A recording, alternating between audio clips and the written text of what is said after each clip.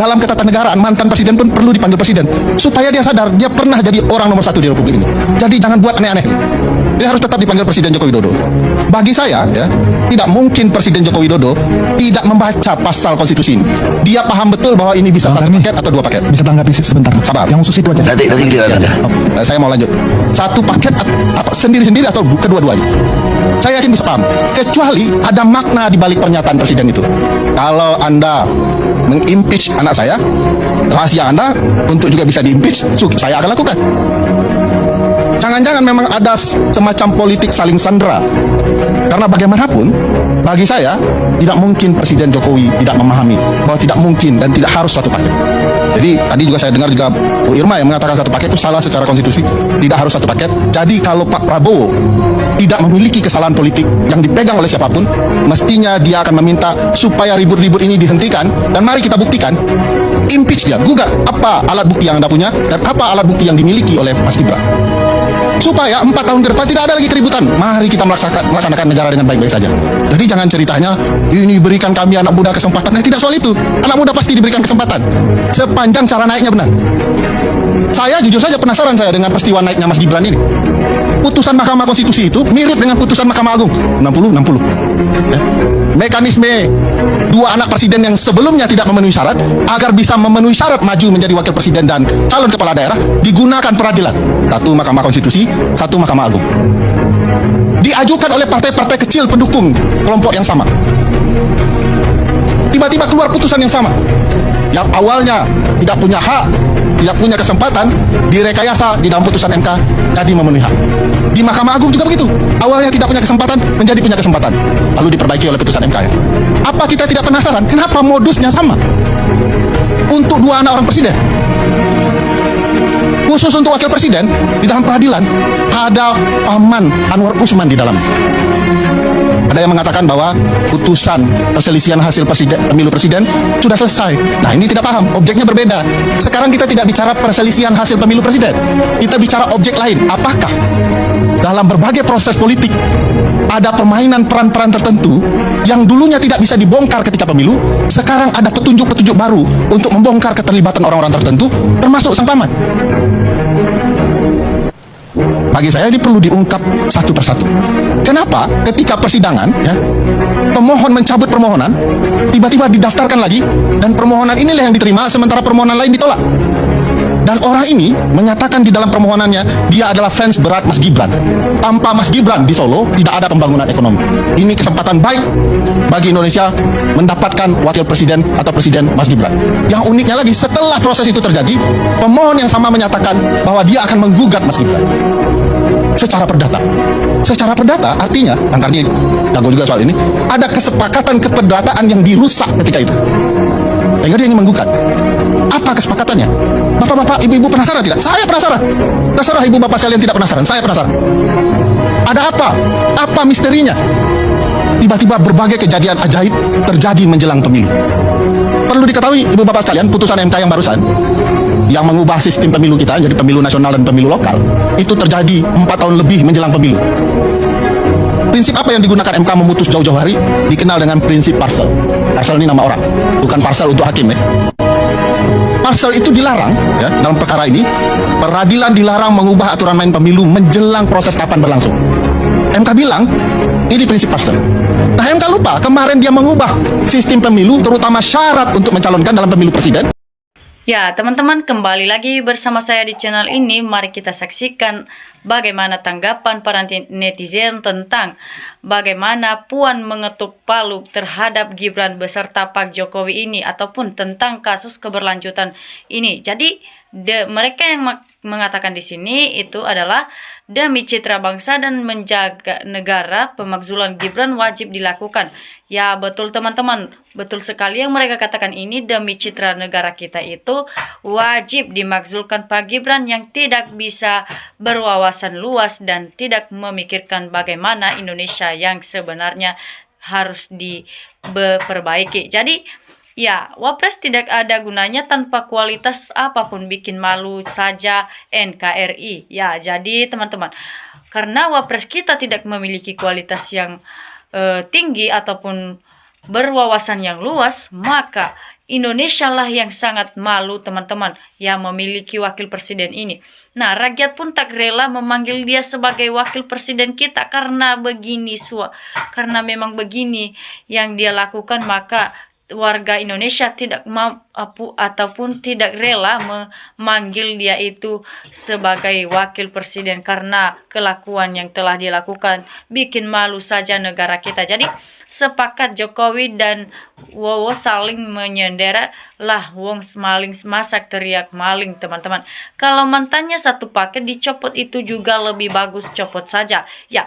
Semua para termul ataupun para pembela kebohongan mereka ini ya harus juga diadili teman-teman. Jangan hanya Gibran Pak Jokowi ya. Mereka sangat senang kalau misalnya mereka tidak diadili. Jadi mereka yang membela kebohongan Pak Jokowi ini maka harus diadili saja, biar sama-sama mereka datang ke penjara saja. Jadi teman-teman, biar negara kita jadi aman-aman saja kalau misalnya sudah dipenjarakan semua para koruptor dan termul Pak Jokowi beserta Gibran. Jadi Wapres Gibran produk Jokowi karbitan tidak layak, harus diganti, ijazah harus ditunjukkan. Nah, inilah Gibran dipaksa bapaknya, banyak kecurangan Jokowi, gila kekuasaan MK, KPU Gibran melanggar konstitusi, segeralah Gibran mundur. Nah, inilah hasilnya. Ya, Pak Jokowi telah memaksakan anaknya untuk menjadi wakil presiden di Indonesia kita ini. Nah, siapa yang malu? Ya, tentu Jokowi teman-teman, karena kemampuan ataupun wawasan anaknya ini tidak sesuai ekspektasi yang diharapkan para rakyat ataupun se-Indonesia teman-teman. Jadi yang malu itu adalah Jokowi beserta sekeluarganya. Nah, sebaiknya karena Pak Gibran telah melanggar konstitusi negara, maka Gibran harus mengundurkan dirinya saja daripada dipaksa untuk dimakzulkan teman-teman. Nah, jadi Indonesia tidak kurang anak muda yang cerdas dan mengerti, tapi sayang anak culu-culuan dijadikan wapres menjijikan. Nah, yang sebenarnya masih banyak di Indonesia itu yang bisa ya menjadi wakil presiden yang memenuhi syarat ya, yang tidak membuat malu negara kita ini. Bukan seperti Pak Gibran ini yang hanya culu-culuan dijadikan sebagai wakil presiden. Inilah hal yang sangat menjijikan. Kemampuannya yang tidak bisa itu, maka Indonesia bikin malu saja hanya karena gara-gara wakil presiden kita ini teman-teman. Nah, sejak dulu tidak pernah ada satu paket presiden yang wakil presiden. Jika yang salah presiden yang diberhentikan, ya presiden jika yang salah atau tidak sesuai hukum, ya wapres yang dipecat ya teman-teman. Betul teman, kata-kata mereka itu. Ya sebaiknya Pak Gibran dipecat saja karena tidak mau mengundurkan dirinya ya.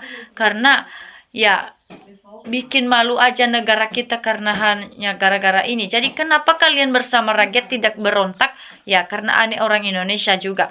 Nah, kapan lagi? Jangan ditunggu lagi makzulkan, karena itu penipuan rakyat terhadap rakyat teman-teman. Nah, yang mereka harapkan itu sebenarnya ya kapan ya Gibran itu dimakzulkan saja, karena penipuan yang telah dilakukan itu sudah pada viral teman-teman, bikin negara kita jadi malu aja ya, karena ya suatu kelakuannya itu bikin aneh-aneh, amburadul negara kita itu. Nah, yakinlah siksaan Allah ya yang pedih sepedihnya merampas hasil kemenangan orang lain. Kalau sakit minum obat biar sembuh. Nah, sekedar mengingatkan wahai saudara-saudaraku, di 2029 nanti jangan memilih presiden atau wakil yang terlalu tua atau terlalu muda, tapi yang matang pikirannya. Nah, ya betul teman-teman yang mereka katakan itu. Sebaiknya di 2029 nanti kalau misalnya kita memilih wakil presiden ataupun presiden sekalian, ya kita harus memilih yang benar-benar memenuhi syarat sebagai pemimpin di negara kita tercinta ini. Nah, karena kalau ditanya Mbah sudah makan, ya sudah. Padahal dia habis berak setumpuk pula. Mungkin beraknya yang dimakan habis setumpuk.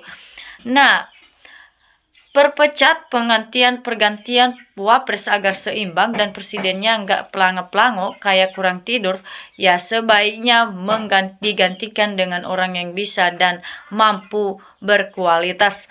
Nah, cara sistem orde baru bikin negara ini kembalikan secara Orba TNI sekarang melindungi bangsa ini sesuai revisi Undang-Undang TNI. Sekarang kan sudah terlaksana di DPR, sudah disahkan semua yang tidak perlu termasuk.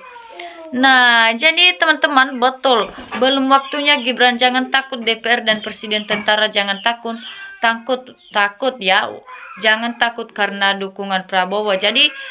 Jadilah negara yang maju, jangan negara ini dijadikan negara boneka. Semua orang harus melihat gimana cara memimpin pemimpin rakyatnya dengan benar, sudah selayaknya pemimpin yang benar-benar bisa mengoyami masyarakat, bukan mencari pemimpin yang nyele seperti Pak Gibran ini, teman-teman.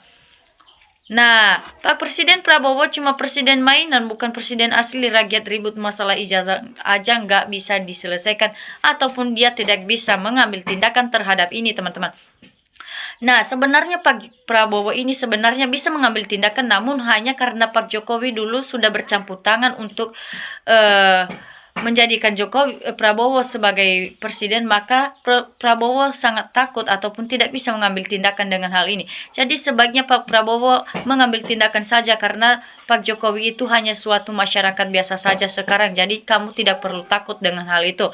Nah, jadi makanya tangkap juga si Usma Anwar itu, biar dua mau bertanggung jawab dengan putusan yang dibuatnya. Kejahatan itu telah diatur sedemikian rupa, padahal selama beberapa pelaksanaan pemilu tidak pernah ada yang merubah aturan tentang pendidikan itu.